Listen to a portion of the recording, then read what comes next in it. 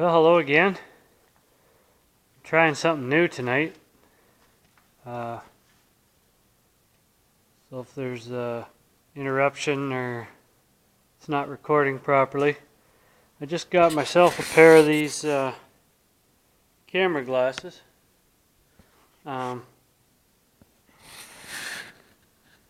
went to post a video this week on the 1755 I'm working on, and I got the video all edited and ready to go, and went to post it to YouTube, and my phone wouldn't allow it because of low storage. So that was kind of the straw that broke the camel's back, and I commented on one of Jake Ziegler's videos a while back about how he was able to work and film at the same time. Well, he mentioned he had a pair of these video sunglasses, and so I thought I'd try a pair out just to see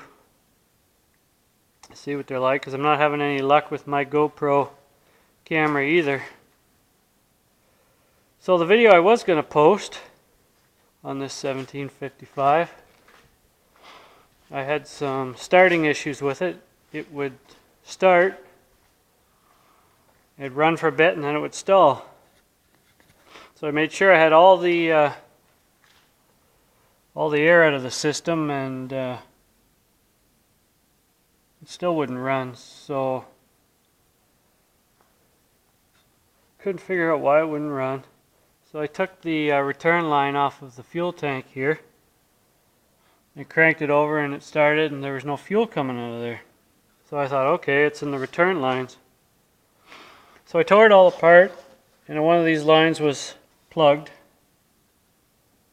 and what it was doing, it was actually flooding out the injection pump. The pressure builds so high, and then it would just shut off. So I got that all fixed and got that running, and I had it out for a drive, and overdrive and direct and underdrive work. But when I pulled it in the shed here, I left it in direct drive, and I noticed the oil was dripping out of it. And as you know, we had this over-under out in the wintertime there, and me being the stubborn person that I am, I didn't want to pull it out, and I figured it was one of these little O-rings here inside the pump here, the overdrive pump. So I managed, my stepdaughter was out here helping me, and she managed to get her tiny hands in there and pull all the bolts out just far enough that I can get in there and fish these O-rings out.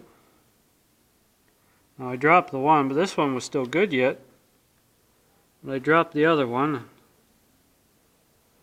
I'm getting to the point where I just want to get this thing painted and get it out of here. Just one thing after the other, and I don't want to sell it leaking oil all over the floor, so I thought I'd better get that fixed, and lucky I can get at this without having to pull it out. So it was a new gasket, so I shouldn't have to replace it. I should have put a little bit of glue on it, but I didn't, and now I'm glad I didn't, because then I probably would have ruined it getting it out. So yeah, it's just one thing after the other with this thing. I've been doing a bit of sanding. As you can see, this thing's sweating like a bugger. It's been hovering around the freezing mark the last week or so, and now today it's about 14 degrees Celsius, and the floors were sweating, and anything metal is sweating, and so it's not a very good paint day. So I go to the dealer and get a couple O-rings. I kind of remember Dad brought these home from work, and they were a little thinner than the ones that were in it, and I don't think that was a good idea. But hindsight's 20/20. I'd really like to get this thing back together so I can get it painting it. I've got another tractor coming, and as soon as it gets here, I'll do a video on it, because it's It's a pretty rare tractor, and I actually bought it out west. My first long distance purchase. And I hope it works out, because it wasn't cheap.